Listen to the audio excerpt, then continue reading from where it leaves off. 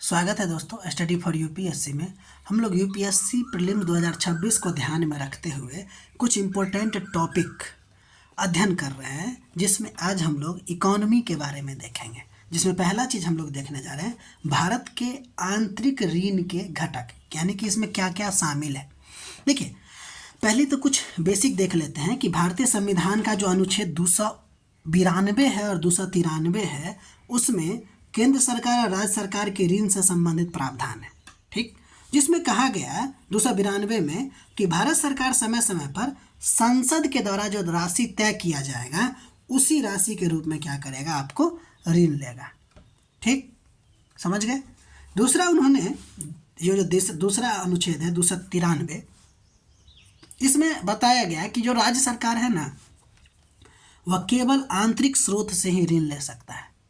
तो संवैधानिक रूप से अगर देखें तो भारत सरकार देश के अंदर और बाहर दोनों जगह से ऋण ले लेगा, लेकिन जब हम राज्य सरकार की बात करेंगे तो केवल आंतरिक ऋण ही ले सकता है।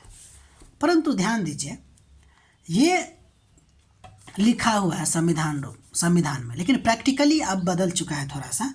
2005 के बाद सामान्य श्रेणी के जो राज्य हैं, सामान्य श्रेणी का राज्य का मतलब वो नॉर्थ ईस्ट वाले राज्य को छोड़ के, या किसी जब जिसको विशेष अधिकार दिया गया है उस राज्य को छोड़ के, सामान्य श्रेणी के राज्य को यह अनुमति दे दी गई कि वे सीधे द्विपक्षीय या बहुपक्षीय एजेंसियों से ऋण ले सकता है, बैंक टू बैंक। ठीक है ना, लेकिन यह अनुमति सशर्त और सीमित है।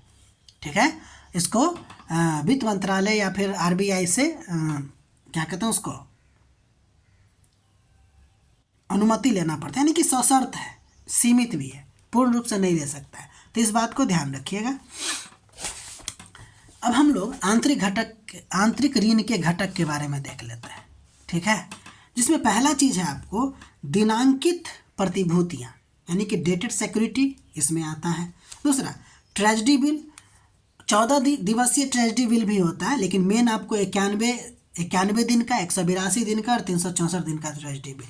ठीक है, और ये भी आपको इसमें शामिल है आंतरिक ऋण में। यहाँ इसको जारी करके या इसको बेच करके क्या किया जाता है कि पैसा लिया जाता है। तीसरा, अंतर्राष्ट्रीय, ये सब ध्यान रखिएगा, ये जो तीसरा पॉइंट है, अंतर्राष्ट्रीय संस्थाओं के द्वारा जारी प्रतिभूतियाँ, अंतर्राष्ट्रीय संस्थाओं को जारी प्रतिभूतियाँ, इस बात को ध्यान रखिएगा।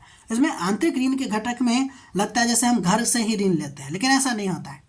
इसमें ये भी शामिल है, ये प्रतिभूतियाँ अंतर्राष्ट्रीय वित्तीय संस्थानों में भारत की सदस्यता और पूंजी अंशदान हिस्से के रूप में जारी की जाती है, और इसे अक्सर विशेष प्रतिभूतियाँ कहा जाता है। यानी कि अंतर्राष्ट्रीय संस्थाओं को जारी विशेष प्रतिभूतियाँ जो होती है वो भी आपको आंतरिक ऋण का हिस्सा है दोस्त। इसको बाजार में आप बेच नहीं सकते हैं। विशेष क्यों है? क्योंकि इसको बाजार में बेचा नहीं जा सकता है, ट्रांसफ़र नहीं किया जा सकता है, सरकार को इस पर कोई ब्याज देना नहीं पड़ता है, और साथ ही साथ ये भारतीय रुपया पर आधारित होता है, यानी कि भारतीय रुपया में जारी होता है। ठीक, इसके अलावा अल्प बचत, यानी कि स्मॉल सेविंग के विरुद्ध जो सरकार क्या करती है, प्रतिभूति जारी करता है। मान लीजिए जनता क्या करती है, छोटी छोटी बचत योजनाओं में अपना पैसा जमा करती है, और सारा पैसा कहाँ जमा होता है, NSSF में। अब सरकार क्या करती है, इस कोष से पैसा उधार लेगी और बदले में क्या करेगा, विशेष प्रतिभूति इसके लिए सिर्फ जारी कर देगा।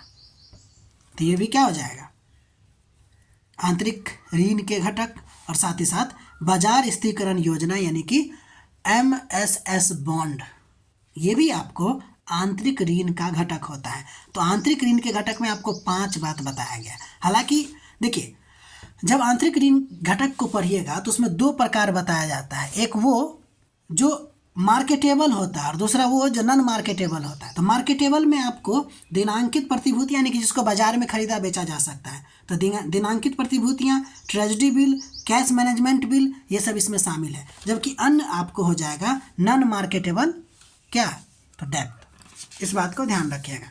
मेन ये 5 बातें हैं। ठीक, अगला चीज़ हम लोग देखते हैं कि अगर बैंक दर में वृद्धि हो जाए तो उसका क्या प्रभाव पड़ेगा।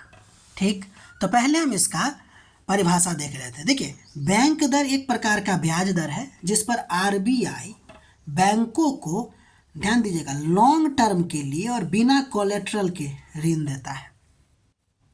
ठीक, अगर बैंक दर क्या कहेगा क्या होता है, तो आरबीआई वाणिज्यिक बैंक को ऋण देगा। कितने दिन के लिए? तो दीर्घकाल के लिए। और क्या इसमें कोई कोलेट्रल लेता है क्या? तो कहेंगे नहीं। अगर बैंक दर में वृद्धि हो जाए तो इसका क्या प्रभाव पड़ेगा, इस बात को ध्यान रखिए। देखिए, बैंक दर अगर वृद्धि हो जाएगा तो वाणिज्यिक बैंक क्या करेंगे, आरबीआई से जो लॉन्ग टर्म लोन है वो कम लेंगे।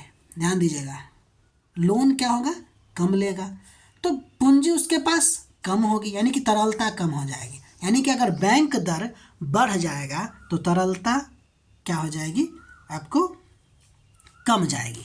और तरलता अगर कम होगा तो क्या होगा कि निवेशकर्ताओं और परिवारों के द्वारा साख में कमी आ जाएगी। क्योंकि अगर तरलता कम हो जाती है तो वाणिज्य बैंक क्या करता है, पैसा जो उधार देता है उसके बदले में ब्याज दर ज़्यादा कर देता है। यानी कि अगर तरलता कम है, उसके पास पैसा खुद ही कम है, तो अगर वो पैसा देगा तो ज़्यादा ब्याज पर देगा, यानी कि ब्याज दर क्या हो जाती है, बढ़ जाती है। यानी कि अगर कहेगा बैंक दर के बढ़ने से ब्याज दर में वृद्धि हो जाती है, तो हम लोग कहेंगे यस।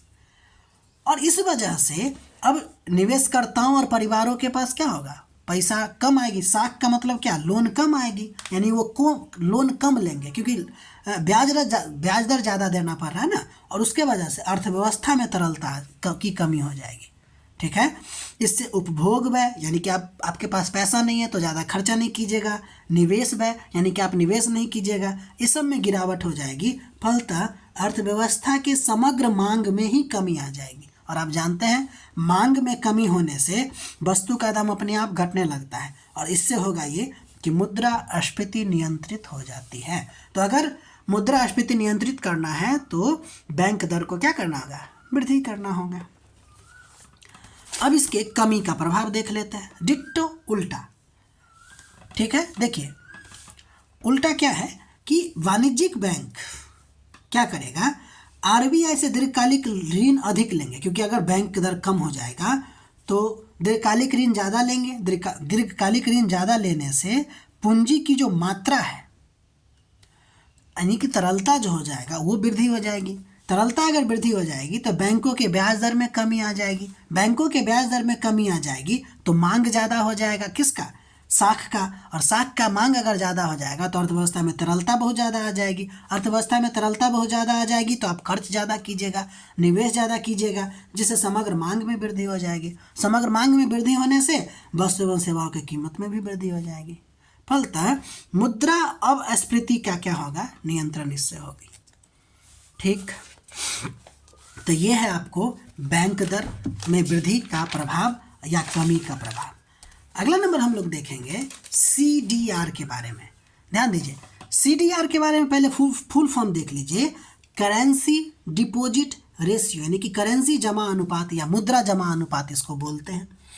सीडीआर का ना परिभाषा जो है वो देखना है हम लोग को, जिसमें पहले देखिए कि यह एक अनुपात होता है जिसमें करेंसी विथ पब्लिक यानी कि जो लोग के पास जमा है बट्टा बैंक का डिपॉजिट। ठीक है, यानी कि लोग के पास जमा बट्टा बैंक का जमा, ये हो जाता है आपको सीडीआर, यानी जनता द्वारा हाथ में रखी गई मुद्रा और बैंक में कुल जमा की राशि को ही हम लोग क्या कहते हैं, मुद्रा जमा अनुपात या सीडीआर कहते हैं। यानी सीडीआर एक अनुपात है।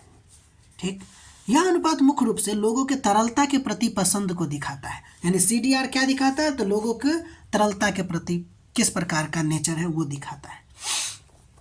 ध्यान दीजिए, सीडीआर और मल्टीप्लायर, मनी मल्टीप्लायर में रिलेशन होता है। ठीक है, सीडीआर और मल्टीप्लायर में यानी मनी मल्टीप्लायर में रिलेशन होता है। जब सीडीआर बढ़ेगा, यानी सीडीआर जब बढ़ेगा तो क्या होगा, लोग अपने पास कैश ज़्यादा रखेंगे। सीडीआर बढ़ने का मतलब लोग अपने पास पैसा ज़्यादा रख रहे हैं। अगर पैसा ज़्यादा रख रहे हैं तो मनी मल्टीप्लायर कम हो जाएगा। देखिए, मनी मल्टीप्लायर क्या है ये जानने के लिए आपको हमारे इकोनॉमी का लेक्चर मनी एवं बैंकिंग देखना चाहिए। ठीक है, वहाँ आपको बताया गया है, सीडीआर वहाँ भी बताया गया है। यहाँ देखिएगा तो और ज़्यादा समझ में आएगी। तो मनी मल्टीप्लायर कम हो जाता है, इसका मतलब क्या होगा, बैंकों के पास उधार देने का पैसा कम है। ठीक है, तो यानी कि बैंकों के पास उधार देने के लिए पैसा कम बचता है। ठीक। दूसरा, अगर CDR घटता है यानी कि लोग अपने पास पैसा न रख के बैंक के पास पैसा रखता है तो क्या होगा, मनी मल्टीप्लायर बढ़ जाएगा। ठीक है, जिससे अर्थव्यवस्था में मुद्रा आपूर्ति जो होगा वो बढ़ जाएगी। ठीक, तो आप ये CDR समझ गए। अगला नंबर हम लोग देखेंगे IMF के विशेष आहरण है, स्पेशल ड्राइंग राइट कहा जाता है। ये मुद्रा IMF का मुद्रा है, लेकिन यहाँ हम लोग देखेंगे कुछ बातें। ध्यान दीजिए, IMF के द्वारा बनाई गई एक अंतर्राष्ट्रीय आरक्षित संपत्ति रिजर्व एसेट है, जिसे अक्सर पेपर गोल्ड कहा जाता है। ठीक, कोई दिक्कत, यानी आरक्षित संपत्ति है। ध्यान दीजिए, SDR कोई मुद्रा नहीं है। अगर आपसे क्वेश्चन पूछा जाए SDR एक मुद्रा है या IMF का एक आधिकारिक मुद्रा है, तो IMF का कोई मुद्रा उद्रा ये नहीं है, और न ही IMF का कोई दावा है कि आप जाइएगा, आपके पास ये SDR है, लीजिए भाई हमको पैसा दीजिए। तो ऐसा नहीं करेगा IMF। ठीक है ना, यानी IMF पर कोई दावा नहीं है आपका कि आपके पास इतना मतलब कि SDR है, तो IMF के पास जाइएगा, कहिएगा कि हमारा इतना SDR है, हमको पैसा दे दीजिए, तो वो नहीं देगा। ठीक है, मतलब एक तरह से समझ लीजिए कि आपको अगर कोई वाउचर मिला हुआ हो, तो वाउचर रुपया है क्या, यानी कि किसी भी बैंक के मतलब किसी भी दुकान के पास जाके कहेगा चॉकलेट दीजिए तो दे देगा, नहीं देगा। वाउचर है, उसी तरह SDR वाउचर है। तो SDR मुद्रा नहीं है, जिस तरह वाउचर मुद्रा नहीं है। साथ ही साथ यह IMF का कोई दावा नहीं है, यानी कि किसी भी दुकान के पास जाके कहेगा हमको देबे करो, यानी तो जो वाउचर जारी किया है उस बैंक उसके पास जाइएगा कि हमको पैसा दो, नहीं। आप क्या कीजिएगा, उस वाउचर को किसी भी आधिकारिक दुकान है उसमें जाके आप क्या कर सकते हैं कि पैसा को भजा सकते हैं। उसी प्रकार ये है कि SDR कोई मुद्रा नहीं है, न ही IMF का दावा है। आप क्या कर सकते हैं कि SDR लेके जो सदस्य राष्ट्र है उस पर आप उसको दे के उससे उसके बदले में पैसा ले सकते हैं। ठीक है, यानी यह सदस्य देशों के आधिकारिक भंडार को सहारा देने के लिए एक पूरक संपत्ति है। फॉरेन एक्सचेंज रिजर्व को सहारा देने का एक पूरक संपत्ति है। ठीक है। दूसरा, संकट के समय में क्या करता है, इसे IMF के अन्य सदस्यों के साथ स्वतंत्र रूप से उपयोग करने योग्य मुद्रा में बदल सकते हैं। वही आपको बोले ना कि आप IMF को नहीं कर सकते। आप क्या करेंगे, स्वतंत्र देश के पास जाइएगा, उसको कहिएगा ये आप मेरा SDR लीजिए, बदले में हमको पैसा दीजिए, तो वो दे देगा। ठीक, या तो आप डॉलर में ले लीजिए, यूरो में ले लीजिए, कुछ में भी, जो में आप लेना चाहते हैं। देखिए, SDR में बास्केट होता है जिसमें 5 मुद्रा शामिल है, तो हमको ना उसका भार भी ध्यान रखना है।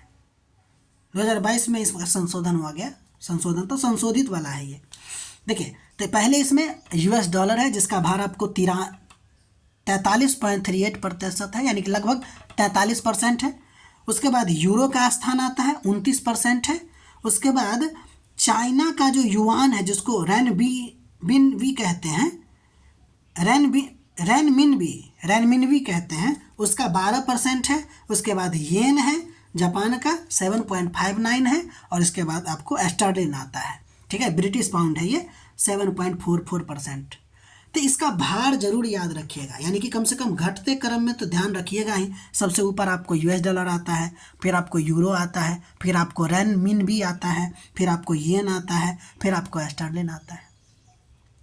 ये चाइना का युआन है, ये ना इसका नाम है, आधिकारिक नाम। जैसे अपने भारत के रुपया का आधिकारिक नाम क्या INR है ना, तो वही बात है। ठीक है, तो आज के लिए इतना ही। बाकी आपको अगर हमारा प्रयास अच्छा लग रहा है तो लाइक कीजिए, शेयर कीजिए, सब्सक्राइब कीजिए और अपना पढ़ाई करते रहिए। मिलते हैं अगले वीडियो में।